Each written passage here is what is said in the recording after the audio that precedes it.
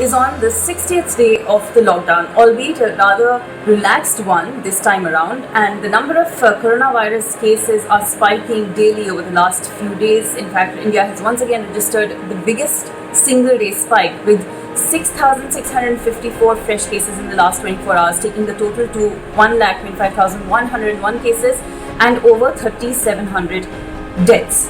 In a routine press briefing, the Health Ministry has said that so far in India, 3,234 patients have recovered from this infectious illness. So that takes it to about 48,534 people who have recovered so far, which makes it about 41% of the total coronavirus cases that have recovered so far in the country. Also, the Health Ministry added that India has been quite successful in controlling the growth of the cases and controlling the number of fatalities to this disease because of a timely lockdown.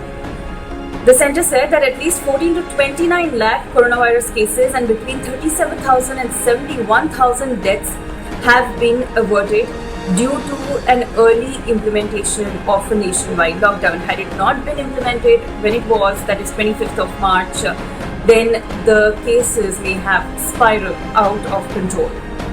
In fact, the centre still insists, the Health Ministry says that India is still not in the community transmission stage. Also, the centre has said that the growth earlier could have continued at 22% had the lockdown not been imposed, and due to the lockdown, which was successively relaxed at every stage, due to that lockdown, the doubling rate of coronavirus infections in the country has come down from 3.5 days to 13.5 days now. Now, as we are all aware that domestic flights can once again resume, although in limited numbers. Domestic flights will resume from Monday the 25th of May. And for this, there are several SOPs that have been issued. Flying is not going to be like what it was before. Neither are security check-ins going to be the same. So the CISF has decided that it will undertake contactless security checking.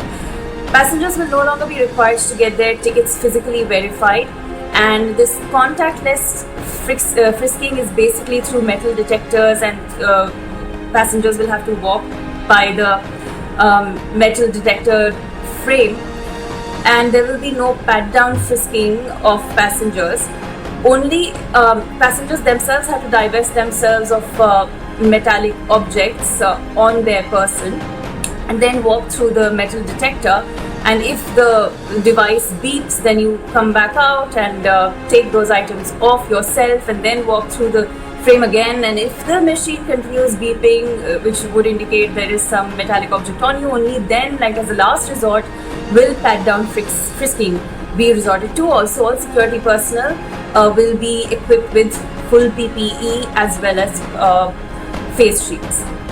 Also, a delegation of film producers has now met Chief Minister of Maharashtra and urged him to permit film production activities to gradually resume. Remember, the film industry also employs many daily wage workers, and all activities of the industry have been locked down from March itself when all these restrictions were imposed. So this industry now wants to gradually resume its activities, and for that they had approached the Chief Minister. They've got a positive response. They've been asked to identify secluded places, safe places where shooting can resume, and meanwhile all healthcare guidelines also have to be followed. So this representatives from the industry today will be doing a recce of several places, post which they will once again report to the Chief Minister and then negotiate how to go about resuming activities.